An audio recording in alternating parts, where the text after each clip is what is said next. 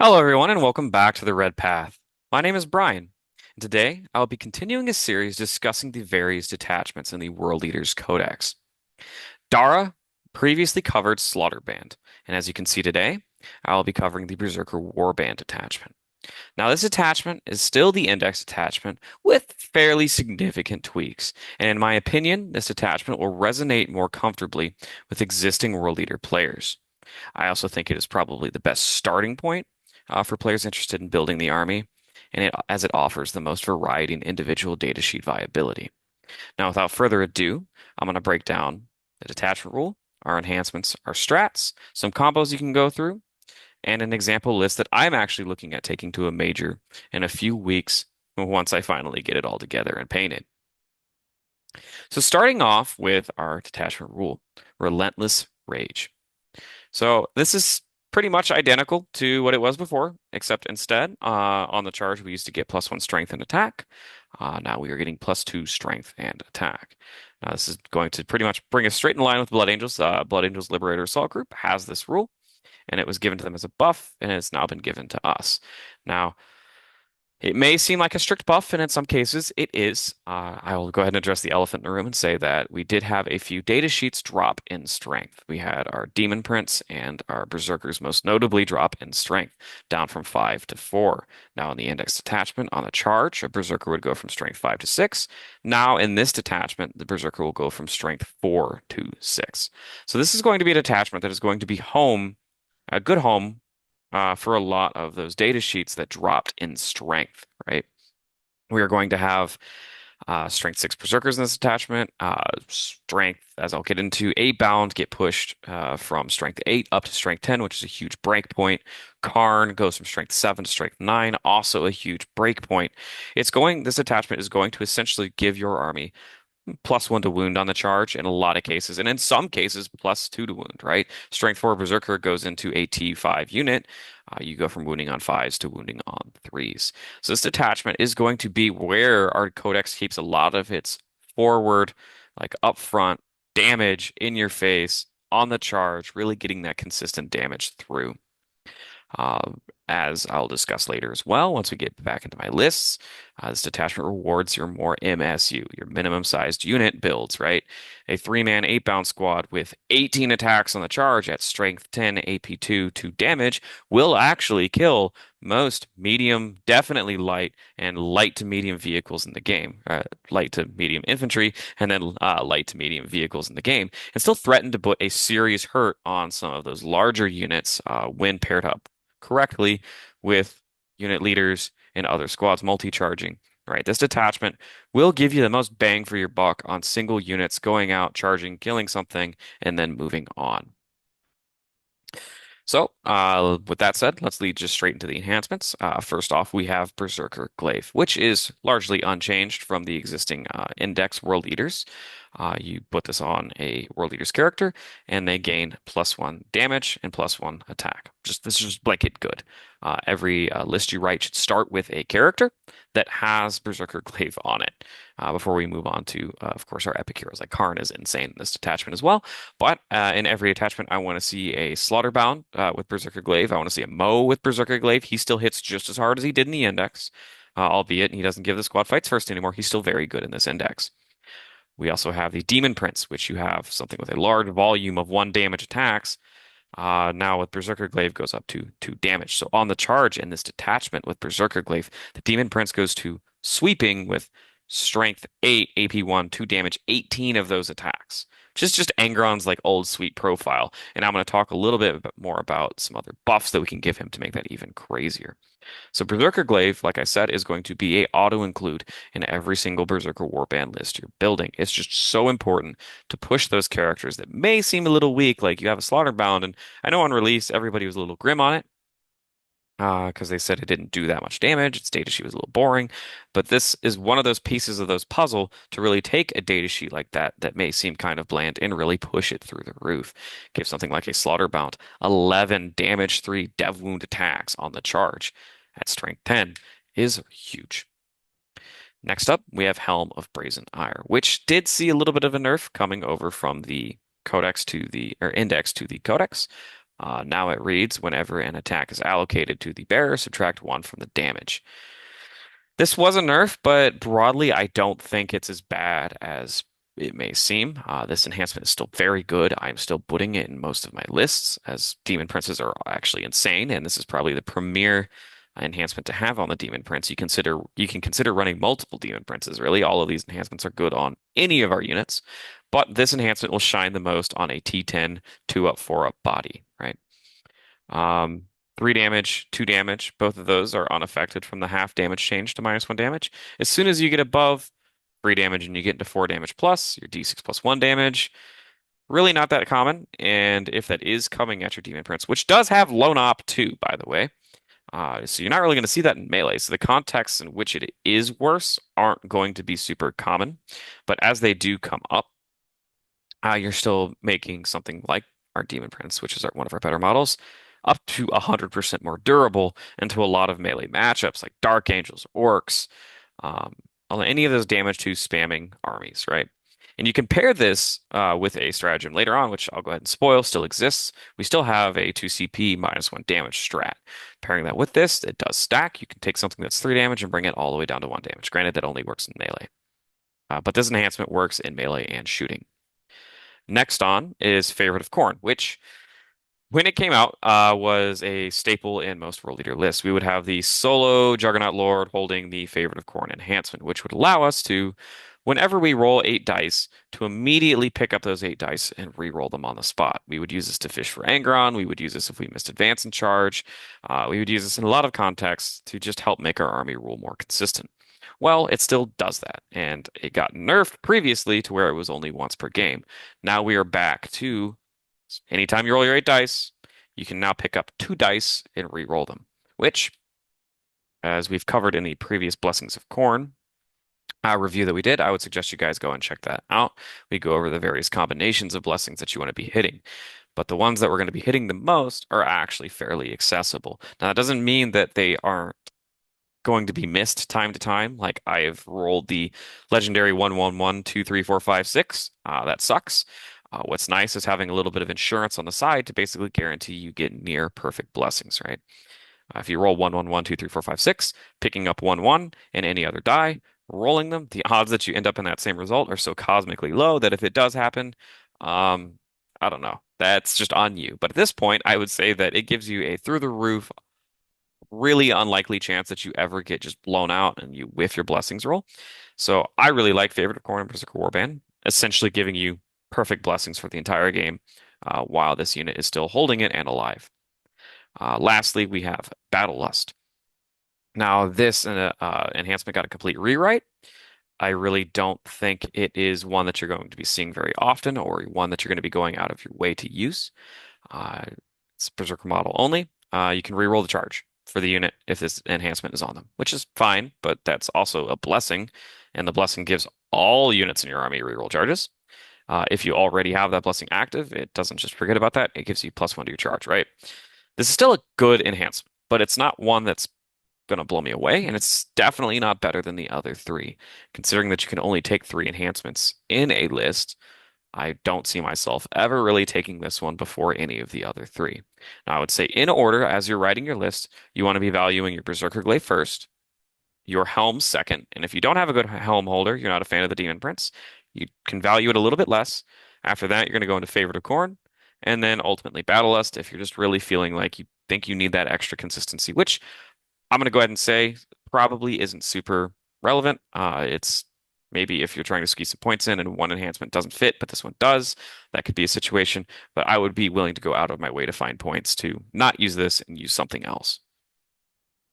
So moving on to our stratagems, starting with Blood Offering. Now, this is one of the most important strats that we had in our index. This is the sticky on death stratagem that you can do in any phase. You can do this in the fight phase. You can do this in the shooting phase. there's a lot of applications for when you would use this in which phase and why you would use it, right?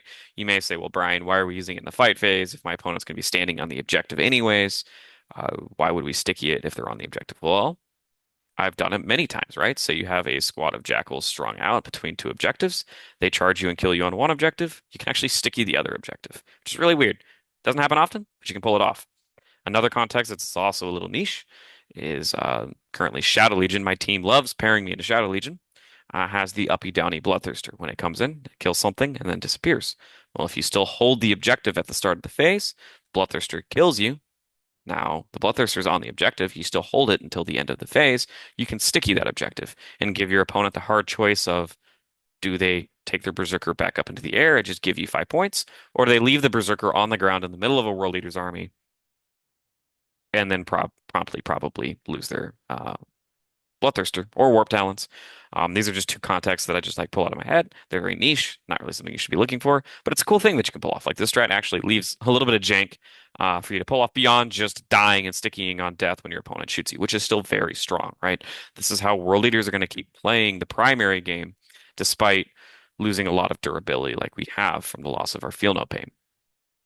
Moving on, we have Hack and Slash, which is just warp blades and a trench coat. A little bit of a boring name, but I still vibe with it. And this is something that I was very excited to see coming into the codex from the index.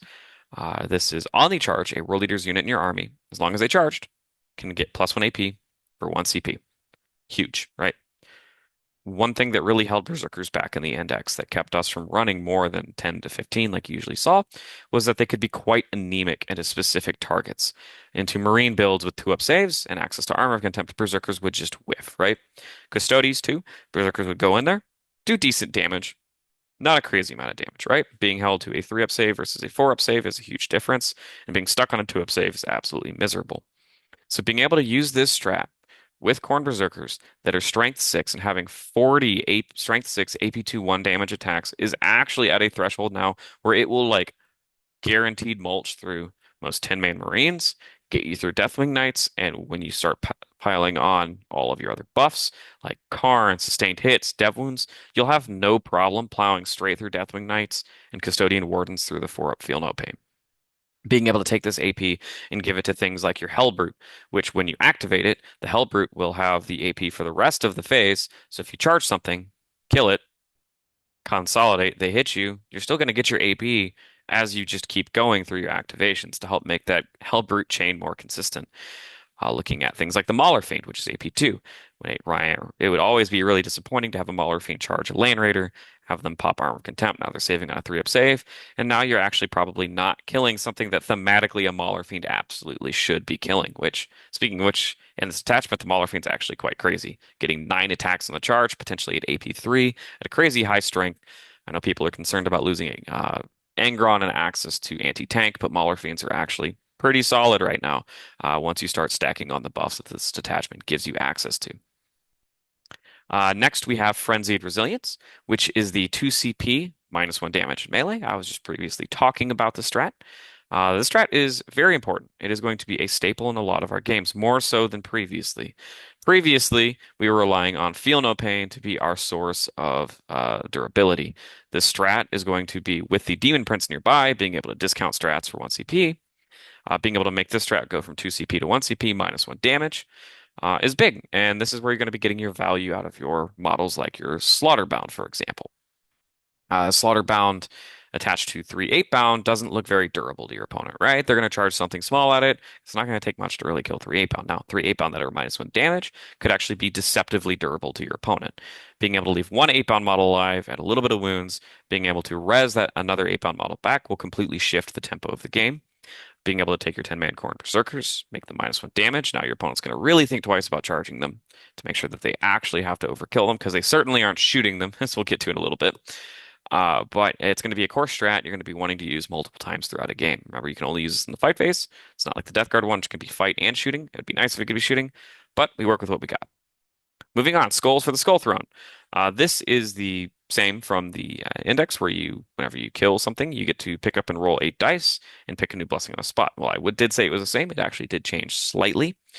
It is now no longer just pick up 8 dice and reroll them if you kill anything. It's you pick up your 8 dice and reroll them if you kill a monster or a character. So it has to be something big that bleeds or something with a name. And I don't know why it wasn't vehicles, monsters, and characters, but that doesn't mean that this strat is any less usable. It is still a fantastic strat.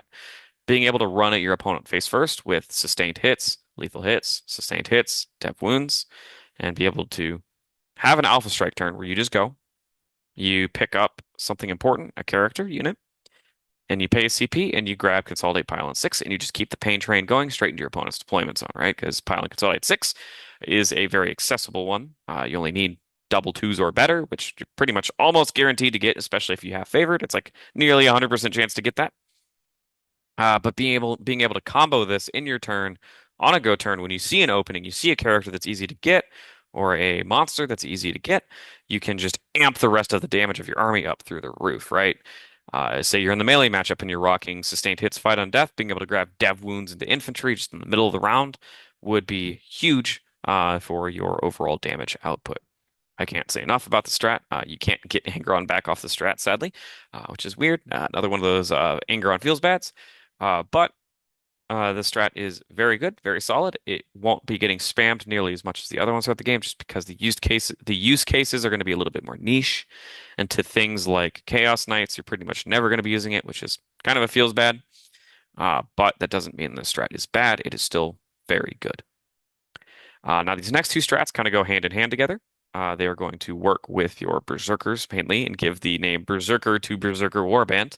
Apocalyptic Frenzy. Now, this is previously the auto advance 6 inches.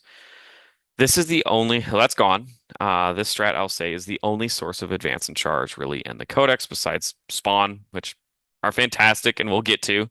But Apocalyptic Frenzy allows you to select a Berserker unit and give them advance and charge till the end of the turn. Now, this is incredibly important. This is a fantastic strat because in Berserker Warband, in the index, when you had 8 bound on the table or Berserkers in a car, your maximum move then charge was 17 inches. Currently, with the +2 to the move buff that Berserkers got, if they start in a vehicle, +2 to move, advance and charging, you still have an up to 17-inch move and charge. Your threat range is still the same as it was before. And this is big because it allows you to push your opponent back, make them respect your threat range, and if they do walk into the middle of the board, you are actually still pressuring your opponent and able to react throughout the game. Now, I like this because you wouldn't be running your Berserkers in 10 mans in vehicles, and maybe you're bringing 10, 20, 30, and you're able to launch them out as little missiles. The Master of Executions does let you reroll your advance roll, which seemed weird. Like, why would you want to reroll your advance roll if you're not able to advance and charge? But if you read this detachment and you can advance and charge, he helps make that a little bit more consistent. And being able to send these missiles of Berserkers out through walls that are going 17 inches up to, with an extra AP and a character attached, and maybe Berserker Glaive attached to that character, you're able to blow up still most things in this game, even harder than you were before in the index. So the strat really enables you to push that threat range back and have these little Berserker missiles that you can shoot out. Now moving on to Berserker's Wrath, which is the last strat of the codex, which I'm happy to see Gory Massacre removed. Useless strat. I couldn't tell you what it did. Actually, I could, but I want to forget what it did. So Berserker's Wrath is instead of Blood Surging, your T6 +2, which is a significant buff on Berserkers, you can now auto Blood Surge 8. You are not going to use this strat very often, I will say right now, because your opponent is just going to not even bother. That is the strength of this strat, is that your opponent is going to look at that and say, I cannot stand 9 inches back from this wave of Berserkers that just consolidated into my deployment zone. I do not want to risk being able to be Blood Surged into, screw up all my activations, not be able to get my charges off, right? This strat is an absolute headache for your opponent. And in a specific turn where you have a go turn, you can combine all of these strats now together to form one really nasty, spicy meatball of a turn, where you have Khorne and 10 Berserkers and a Rhino. You spend a CP, eject them out 17 inches towards your opponent. You charge, get in there, blow whatever that thing is up. Like it's just gone. You go into your opponent's turn. Now they have this horrible decision on their expansion objective of how do they remove you from that? Do they shoot you, kill you, let you sticky it? And then Khorne still has a stand back up on a 2-up, so if you tuck him behind a ruin pretty well, He's going to stand back up, and you're still going to be standing on that objective, right? And you could have it stickied. Or do they come toe the objective, which they can't do, because if they're going to shoot you, you're going to blood surge into them. Or do they just come charge Khorne Berserkers potentially that are going to have -1 damage up on them? They're really only going to get to do one of those choices. They can't do all of them. And it's a really nice trap to set up on your opponent to actually guarantee that they are not going to get their expansion back for the turn, or they're going to have a really, really rough time dealing with Khorne the Betrayer or Master of Executions in combat, potentially with Fight on Death up. You're just forcing a really hard decision on them. So once you combine all of these together and you have potentially -1 damage Berserkers, Fighting on Death, Stickying, Blood Surging 8, your opponent just doesn't want to touch it at all, and it puts them between a rock and a hard place. I will say right now that all of these strats are very good. These last two strats do target just Khorne Berserkers specifically, but that doesn't mean you need to be jamming nonstop Khorne Berserkers in a Berzerker Warband detachment. Like I said, I don't see myself using the Blood Surge often because more often than not, I think my opponent is just going to try to avoid it or mitigate it.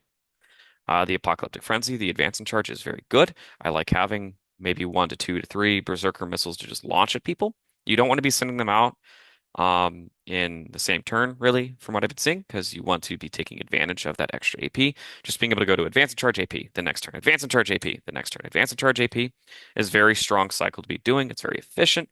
Pair that with Sticky on Death, and you're going to be racking up primary score differential over your opponent like crazy. Now moving on into kind of some cool combos that I want to be talking about in this detachment, right? As I mentioned earlier, you want to be running minimum sized units, right? This is where this detachment is going to thrive. You're going to have your 10-man Berserker squad with your character. You're going to have 3x3 8 bound, and you're going to have some amount of spawn and goremongers in every list. Spawn being able to scout 8 forward, advance and charge inherently, they can move up to 24 inches and still charge. And in this detachment, they will get 2d6 plus 10 attacks on the charge at strength 7, AP 1, 2 damage, which you can buff by having 8 bounds scouting up nearby them, not necessarily charging with them, to hitting on threes, sustained hits, dev wounds. You add in a plethora of other buffs. You can get +1 AP. And now you have a squad of spawn that are 80 points, potentially mulching their way through 200 points of Marines like it's nothing. They punch up like crazy in this detachment. And that's what this detachment wants to be doing, is threatening those nice early move blocking skirmishes. Your turn one is going to be your goremongers and your spawn rushing forward to get into your opponent's lines. Just cause havoc, move block them, kill their scoring pieces, just get in their face and set up for sticky on death if you really need to, if you need them to be early action monkeys. While you have your 8 bound scouting up behind them, being that extra little hammer if you need it, if your opponent doesn't respect you enough and they put a predator on the line, right? These 8 bound can go easily lift a predator with sustained hits, lethal hits, +1 AP, right? With 18 attacks, strength 10, AP 2, 2 damage, potentially AP 3, 2 damage, right? So I see a turn going where you're going to be sending your spawn and your goremongers forward, which I'm going to talk about the goremongers in a second, to do some early skirmishing with your opponent, trap them in their deployment zone, and really get that damage going. So that gives your time, gives time to your berserkers, the rest of your 8 bound, your demon prince to get in position and stage for the follow-up turn where you're going to be knocking your opponent off of their primary, really pushing that differential. You'll be taking care of your scoring. It's insane. So going on to the Goremongers too, in this detachment, they'll be strength 5 on the charge with Lance, meaning that they're going to have 32 attacks, wounding Marines and smaller on twos, which is nuts. And you pay a CP, give them an extra AP. They have sustained hits, dev wounds. I still like the idea of sneaking an 8 bound up the board and staying within 6, not necessarily charging, to get +1 to hit. And you will mulch a lot of things even into bigger, scarier targets. That density of threat is enough to pick up like 2 to 3, even spike a little hard Sanguinary Guard, right? Trade up, get in your opponent's line, move block them, blow something up, and just trap them in their deployment zone for a turn. In addition, Goremongers are going to be very important. Although we don't really have that much like alpha striking threat as we used to, we still can make our opponents respect it. But Goremongers will secure all of the scouts, right? I'm looking at a list with 5, 6 scouts in a given list. So being able to secure those scouts, keep yourself from getting jailed, and doing the jailing back while skirmishing early to give your army time to push up is exactly what this army wants to be doing. So moving on to an example list that I'm going to be talking about. This is a list that I'm going to be taking to the Dallas Major or some variation of it once I'm satisfied with the small tweaks here and there. I do really think that this list has a lot of strength to it. It actually doesn't resemble the RB2K at all. It's a very different play style, but still kind of in the same ballpark. So starting off, leading the list, we have Khorne the Betrayer. Can't go wrong with him. He now has 9 attacks on the charge at strength 9, AP2, 3 damage. He's still going to be buffing your berserkers up, giving them rerolls to hit and wound. As you've seen from our unit datasheet ranking tier list, we value Karn quite highly. I would recommend that you're starting pretty much every Berserker Warband list with him. And then moving on to our next auto include, I'd say, in a Berserker Warband list is your Glaive Slaughterbound.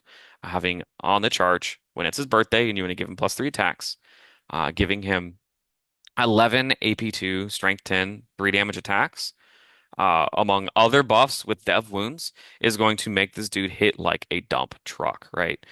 He is really good at mulching his way through Terminators, Custodians. He punches up into vehicles. He's a very good support piece to be putting with your other 8-bound, or in this case, I'll talk about later, the Exalted 8-bound, to really amplify their damage to get over certain thresholds that you want to have something guaranteed dead. We also have the favorite of Khorne, Slaughterbound, which is now going to probably be one of my favorite pet models. Looking for a new favorite of Khorne holder. I was stuck between bringing the old favorite of Khorne, Juggernaut Lord, back, or in this case, having a favorite of Khorne, Slaughterbound. Now, what I like about this guy is he doesn't actually have to be attached to a unit. You can run him around solo. He still has on the charge when you want to say it's his birthday. He gets 10 attacks at AP2, 2 damage dev wounds, which is more than enough to skirmish, pick up scouts, and Inceptors coming in your back line and so forth, right? He is going to be a high damage little police bully model that is going to be sitting in your back line. That'll come out on a later turn, but realistically, I want a small base that I can hide, that I can use to screen and do secondaries that will also deliver a punch and deliver favorite of Khorne for, like I was mentioning earlier, that guaranteed near perfect blessings reliability when I'm doing my blessings rolls. And then finally, to cap out our HQs, we have a Demon Prince with Helm. With Helm, the Demon Prince is going to be the core of your army, right? With him having lone op and a 12-inch CP reduction aura, you want him sitting in the middle of your army for 5 turns to give you nonstop extra CP discounts. Have him be a mid-table bully. He's very durable and he hits reasonably hard, right? I was mentioning how you can put Glaive on him instead. I do think that is a good flavor choice. I was stuck 50-50 between Helm or Glaive on him as a candidate, but I do think I just want that damage in other places of the army, and he has enough damage already that he didn't need it. So those are my HQs. Moving on, we have 1x10 Berserkers. This is obviously going to be going with Khorne.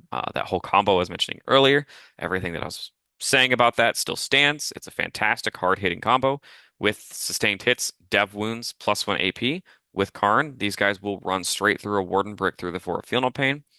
Maybe you'll leave a couple wounds here and there left, but it's definitely way more than it used to do.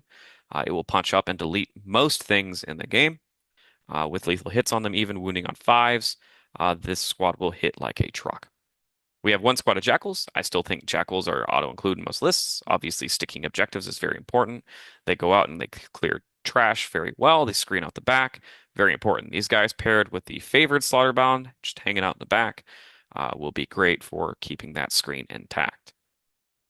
Moving on, we have 2 squads of Spawn. As I was mentioning earlier, Chaos Spawn are crazy. I really want to fit a third Spawn in here, but I really just don't have it based off of how the list was shaping up. Maybe with points cuts, Spawn will find their way back in. I do value Goremongers, as we'll see in here as well. You also have Goremongers. They'll be doing pretty much the same thing. Spawn and the Goremongers going out, doing early scouting, early skirmishing. The Goremongers do have the added benefit of infiltrating, being able to set yourself up for easy turn 1 secondaries, stop yourself from getting scammed and jailed by your opponent with 120 infiltrating poxwalkers, so on and so forth. We have a Rhino for the Berserkers. The Rhino did gain reactive disembark.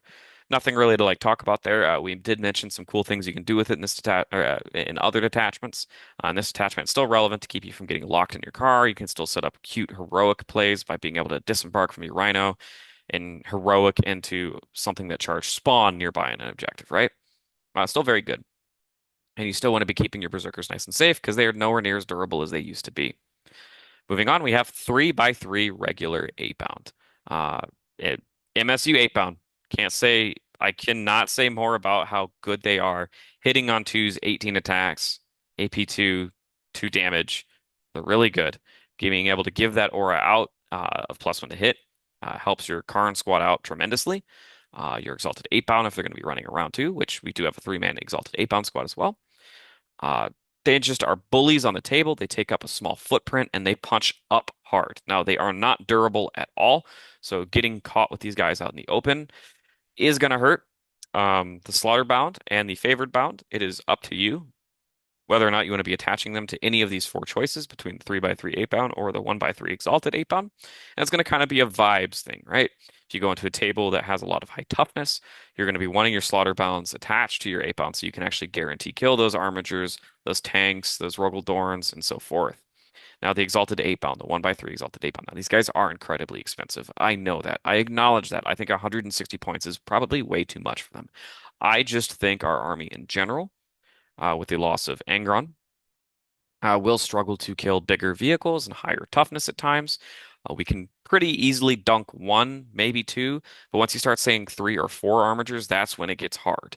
So being able to have a reliable one unit combo that will just go in and you throw the Glaive Slaughterbound with all of those buffs I mentioned earlier on Khorne, you can just move that down onto him and he will pick up a big knight, no problem. Slaughterbound with Glaive, with 3 Exalted 8 bound, with sustained hits, AP, you can even throw lethal hits on there, will just pick up most things in the game. As Dara has made fun of me for saying 95% of the game. Easily dead.